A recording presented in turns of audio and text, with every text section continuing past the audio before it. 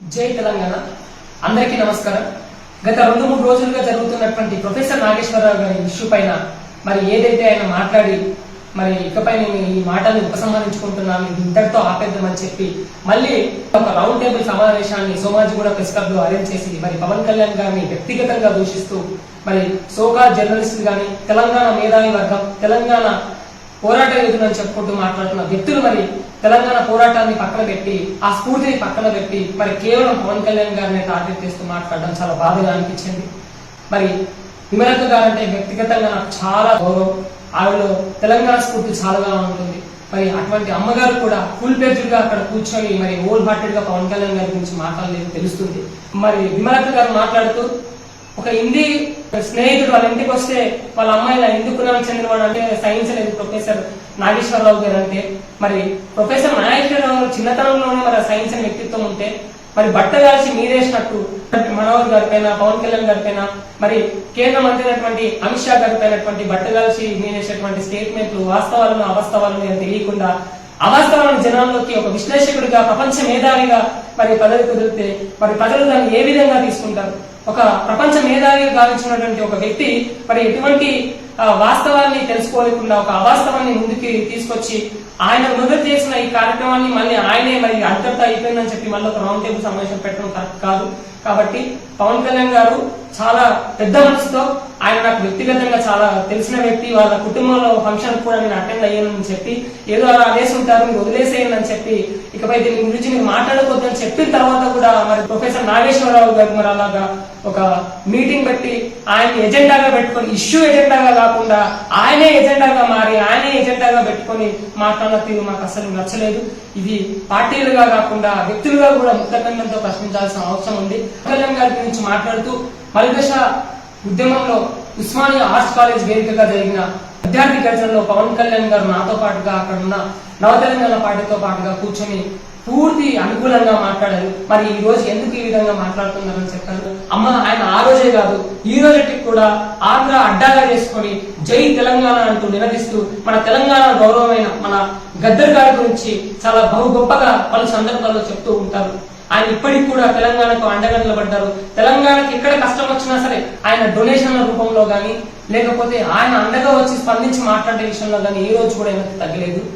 అంతెందుకమ్మా, నల్లమల్లలో uranium issue జరుగుతున్నప్పుడు ఆయన గడవ దొక్కినప్పుడు ఆయన నా తరపున అండగా నిలబడి అందరినీ ఏకదాటిగా ఒక ప్లాట్ఫామ్ పై తీసుకొచ్చి ఆ నల్లమల్లలో యురేనియం తవ్వకాలు ఆపడానికి ముఖ్య కారణం అయ్యారు. అది మీకు కూడా తెలుసు. బహుజన బతుకమ్మ పేరిట 10 సంవత్సరం మీరు చేసినటువంటి బతుకమ్మకి అప్పట్లో నల్లమల్లలో యురేనియం తవ్వకాలకు వ్యతిరేకంగా చేసిన మీ బహుజన బతుకమ్మ వీడియోలు మొదటగా ట్వీట్ చేసింది కూడా పవన్ కళ్యాణ్ గారు అని గుర్తు చేస్తున్నా. అలాగే పాషం యాదగిరి గారు, సార్ మీరంటే చాలా గౌరవం, మీరు పెద్దలు, తెలంగాణ మలిదశ తొలిదశ ఉద్యమాన్ని కూడా చూసినటువంటి వ్యక్తి, మీరు పలు సందర్భాల్లో నాతో పవన్ కళ్యాణ్ గారి గురించి చాలా పాజిటివ్ గా మాట్లాడారు. యూట్యూబ్ లో కూడా చాలా వీడియోస్ ఉన్నాయి. పవన్ కళ్యాణ్ గారు ఆంధ్రాకి తెలంగాణ వారధిగా ఉంటారు అని చెప్పి పలు సందర్భాల్లో ఆయన కొనియాడారు.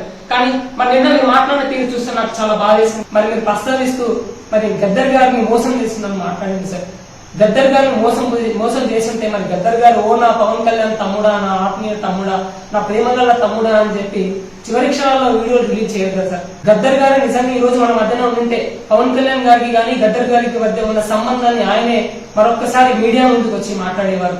ఒక జర్నలిస్ట్ పేరు ఉండి మీరు అలాంటి యువతను ప్రాపర్ గా గైడ్ చేసిన వ్యక్తులే మీరు మీ స్థాయి మర్చిపోయి దిగజారుడు మాట మాట్లాడడం నాకు చాలా బాధగా అనిపించింది. సార్ మీ వ్యక్తిత్వం ముందు మీ మాటలకు అస్సలు పోలిక లేదు సార్. ఏవైతే మీరు మాటలు మాట్లాడారో మీ వ్యక్తిత్వానికి అస్సలు ఆ మాటలు సరిపోవు. దయచేసి మీరు ఇలాంటి పవన్ కళ్యాణ్ గారి గురించి ఇంకా వాస్తవాలు తెలుసుకోకుండా, తెలంగాణ పైన ఉన్నటువంటి ప్రేమను ఆయన గురించి మీకు తెలుసుకోకుండా ఇలాంటి మాటలు మాట్లాడడం సరికాదని తెలియజేస్తున్నా. ఎవరైతే సోకాలు మిత్రులంతా కలిసి మరి ఒక ప్లాట్ఫామ్ క్రియేట్ చేసుకొని పవన్ కళ్యాణ్ గారిని ఎజెండాగా చేసి మరి ఆయనపై వ్యక్తిగత జీవితాన్ని బయటికి లాగుతూ మాట్లాడిన మాటలు ఉన్నాయో, మీరు మాట్లాడాలనుకుంటే తెలంగాణలో నల్లమల్లతో, అడవిలో చెంచుల బతుకులతో మొదలెట్టుకొని యావత్ తెలంగాణ మొత్తం నిత్యం ఏదో ఒక సమస్య ఉంది. ఆ సమస్యపై మీరు కూడా వచ్చి పోరాటం చేయండి. జనసేన పార్టీ తరఫున ఇవి కూడా వచ్చి మీకు మద్దతుగా పోరాటం చేస్తాం. అంతే తప్ప వ్యక్తిగత ఎజెండాలకు పోకుండా ప్రజల సమస్యలే ఎజెండాగా ముందుకెళ్తూ తెలంగాణ సమాజ స్థితిగతులపై మనం మాట్లాడదాం. తెలంగాణని అభివృద్ధి చేసుకుందాం.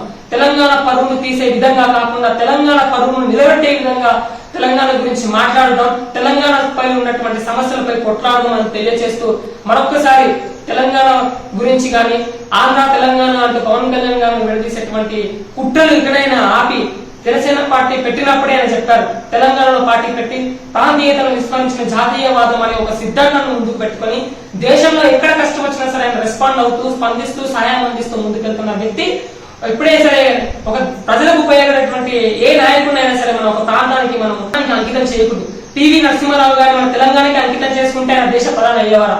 కాబట్టి ఎవరైనా సరే మీరైనా సరే మీ ప్రపంచ రాజకీయాల్లో గురించి మన నాగేశ్వరరావు గారు ఏ విధంగా అయితే మాట్లాడతారో అదే విధంగా అందరికి ఒక వాక్ స్వతంత్రం ఉంది. కాబట్టి అందరూ వారికి లోబడి మాట్లాడాలి, అంతేగాని వాక్ స్వతంత్రం ఉందని చెప్పి మేధావి వర్గంలో మేధావి ముసుగులో ఉండి కారుకూతలు పూస్తే ఎవరు సహించబోదు.